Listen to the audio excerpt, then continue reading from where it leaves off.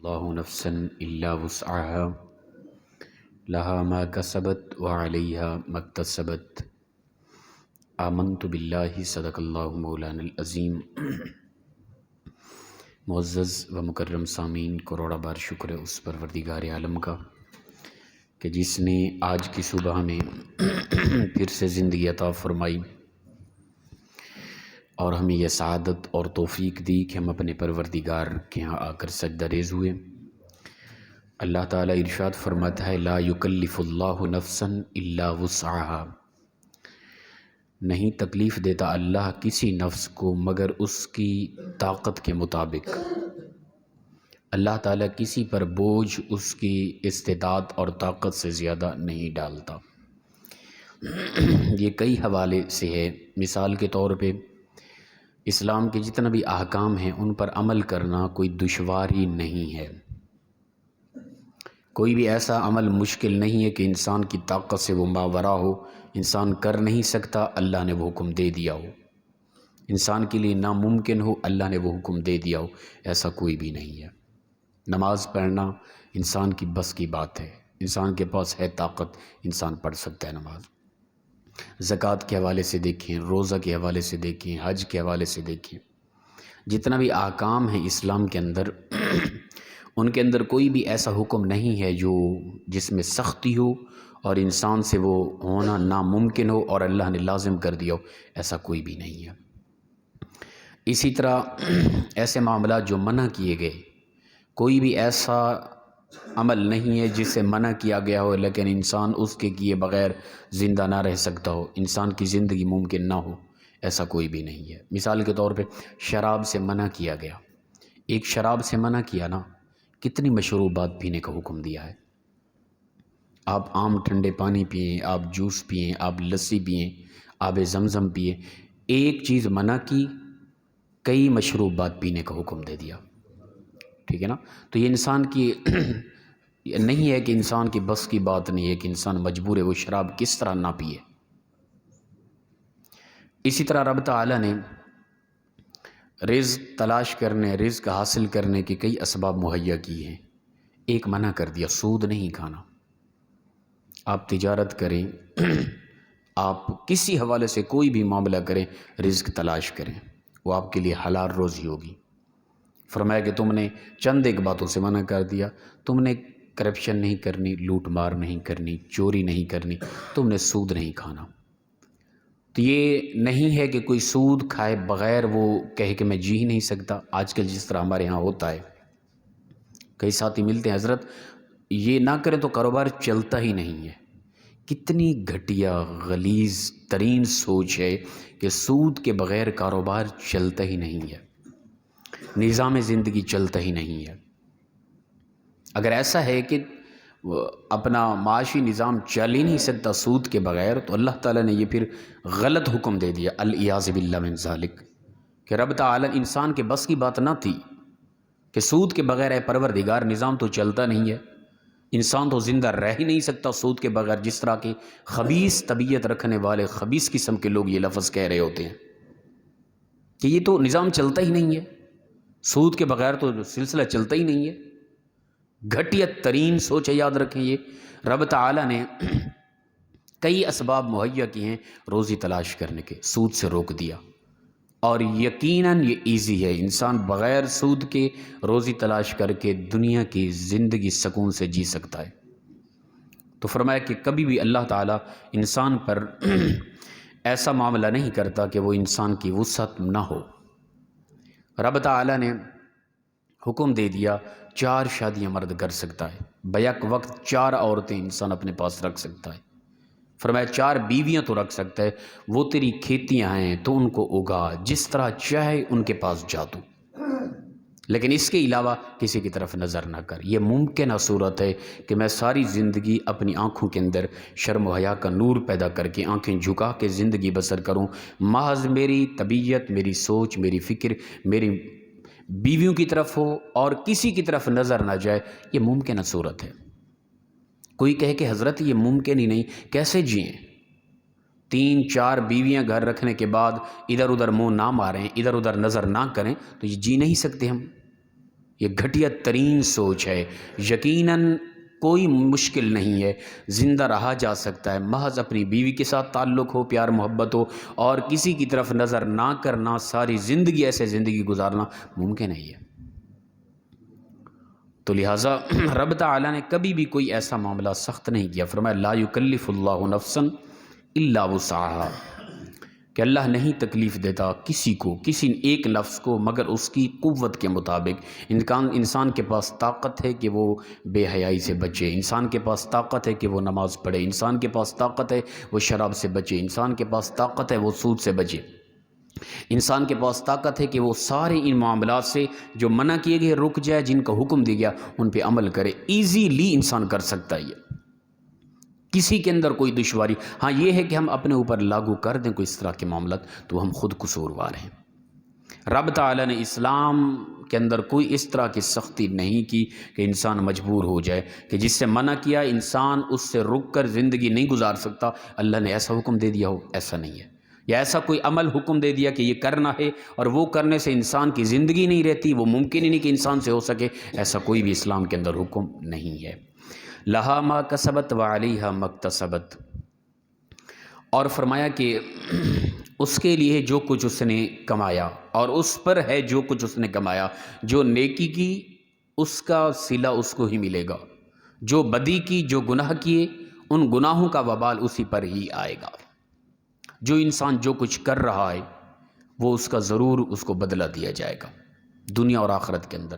فَمَن يَعْمَلْ مِثْقَالَ ذَرَّةٍ خَيْرًا يَرَهُ، فرمایا ایک ذرہ برابر بھی تمہاری نیکی ضائع نہیں کی جائے گی، اس کی حقیقت تم دیکھو گے، یارہ ہو، اس کو وہ دکھایا جائے گا تمہیں۔ یارہ فعل مضارع کا صیغہ ہے، اس کا مطلب ہے کہ جس کے اندر دو زمانے پائے جاتے ہیں، زمان حال، زمان استقبال۔ موجودہ حال دنیا کے اندر بھی جو تم نے نیکی کی، رب تعالیٰ تمہیں دنیا میں بھی صلہ عطا کرے گا، اور مرنے کے بعد حشر میں، قبر میں بھی اللہ تعالیٰ تمہیں صلہ عطا کرے گا۔ ایک ذرہ برابر بھی، مفسرین فرماتے ہیں ذرہ کسے کہتے ہیں؟ یہ دن کے وقت روشن دان سے سورج کی شعاعیں آ رہی ہوتی ہیں، اور ان شعاؤں کے اندر اڑتے ہوئے چھوٹے چھوٹے ذرات نظر، عام طور پہ یہاں بھی ہوں گے اس وقت لیکن وہ نظر نہیں آ رہے، یہ روشنی کم ہے۔ وہ تیز روشنی سورج کی جب آ رہی ہوتی ہے نا، اس کے اندر دیکھیں آپ کو یہ مٹی کے ذرات اڑتے ہوئے نظر آئیں گے۔ وہ اس طرح نہیں کہ وہ کوئی ان میں سے پکڑا جائے، یا کسی کا کچھ وجود ہو، یا کسی کا کوئی وزن ہو، یا وہ ہاتھ کو لگے اور محسوس ہو سکے، ایسا نہیں ہے۔ وہ اس قدر چھوٹے ذرات ہیں کہ وہ ان کا کوئی وجود نہیں ہے۔ فرماتے ہیں ذرات سے مراد یہ ہے ان ذروں کے برابر بھی اگر کسی نے کوئی نیکی کی، رب تعالیٰ وہ ضائع نہیں کرے گا، اس کا صلہ دنیا میں اور آخرت میں عطا کرے گا۔ اور آگے فرمایا وَمَن يَعْمَلْ مِثْقَالَ ذَرَّةٍ شَرًّا يَرَهُ، جس نے کوئی بھی شر کیا، کوئی حرکت کی، کوئی شرارت کی، کوئی گناہ کیا، کسی قسم کا بھی، ایک ذرہ برابر بھی معاف نہیں کیا جائے گا انسان کو۔ یارہ وہ دنیا کے اندر بھی دیکھے گا، آخرت میں بھی انسان کو اس کی سزا ملے گی۔ ہاں وہ ممکنہ صورت ہے وہ معاف کر دے، یہ ہم اللہ کو پابند نہیں کر سکتے کہ وہ بس پابند ہے کہ اس نے سزا دینی ہی دینی ہے، کوئی ضروری نہیں۔ وہ کسی کو چاہے معاف کر دے، وہ چاہے فرعون کو، شداد کو، شیطان کو بھی معاف کر دے، ممکنہ صورت ہے، لیکن وہ کرے گا نہیں۔ کرے گا نہیں کا مطلب یہ نہیں کہ ہم پابند کر رہے ہیں اسے، نہیں، بلکہ مطلب یہ ہے کہ وہ پہلے وعدہ کر چکا ہے اور وہ وعدہ خلافی نہیں کرتا۔ لا تبدیل لکلمات اللہ، اللہ کی کلمات کبھی بدلتے نہیں ہیں۔ اس نے کہہ دیا کہ یہ ہمیشہ جہنم میں رہیں گے تو وہ ہمیشہ جہنم میں رہیں گے۔ وہ معاف کر دے تو اس کی طاقت ہے، اس کو کوئی روک ٹوک نہیں سکتا، وہ سب کو معاف کر دے، جنت عطا کر دے، یہ حق ہوگا۔ وہ نہ کرے معاف، یہ حق ہے، لیکن وہ ان کو کرے گا نہیں معاف، وہ ہمیشہ جہنم میں رہیں گے، اس لیے کہ وہ پہلے وعدہ کر چکا ہے۔ تو فرمایا کہ دنیا کے اندر جس نے جو کمایا اس کو اس کا صلہ عطا کیا جائے گا۔ تو میں اور آپ دیکھیں اپنی زندگی کے اندر ہم کیا کچھ کر چکے ہیں، کہیں کوئی ایسے معاملات تو نہیں کر چکے کہ ہم اخروی زندگی میں اللہ کے نبی کے سامنے ہمارے لیے شرمندگی ہو۔ آگے اللہ تعالیٰ نے ایک دعا کا طریقہ اور سلیقہ بیان فرمایا مومنین کے لیے۔ فرمایا جو مومن لوگ ہیں، مومنین، وہ کہتے ہیں ربنا لا تؤاخذنا ان نسینا او اخطانا۔ یہ ہم بھی اکثر دعا کے اندر، نماز کے اندر یہ دعا پڑھتے رہتے ہیں، اور یہ قرآن پاک کی جو دعائیں ہیں نا، بہترین قسم کی دعائیں ہیں اور مقبول ترین دعائیں ہیں جو خود خدا سکھا رہا ہے، اے میرے بندو یہ مجھ سے اس طریقے سے مانگو۔ جب وہ اللہ کے عطا کردہ الفاظ، اللہ کا بتایا ہوا طریقہ ہم خود استعمال کریں گے، کب دعا رد ہوگی؟ سب سے مقبول ترین دعائیں وہی ہیں جو قرآن کے اندر رب تعالیٰ نے خود بیان فرمائی ہیں، اور ہمارا یہ طریقہ ہوتا ہے کہ ہم اکثر بلکہ باقاعدہ یہی زیادہ تر دعائیں پڑھتے ہیں جو قرآن پاک کے اندر ہیں۔ تو فرمایا کہ مومنین کہتے ہیں ربنا لا تؤاخذنا ان نسینا او اخطانا، اے رب ہمارے نہ پکڑنا ہمیں ہماری بھول پر، او اخطانا یا ہماری خطاؤں پر، ہماری گرفت نہ کرنا۔ خطا ہو جانا، بھول ہو جانا، گناہ ہو جانا یہ انسان کی فطرت ہے۔ تو اگر پکڑے گا تو یہ حق ہوگا، لیکن اگر تو نے پکڑ لیا تو ہمارا کچھ نہیں بچے گا۔ تو ہم سے مواخذہ نہ لینا، ربنا لا تؤاخذنا ان نسینا او اخطانا، اے رب ہمارے تو ہم سے مواخذہ نہ لینا۔ اللہ اکبر۔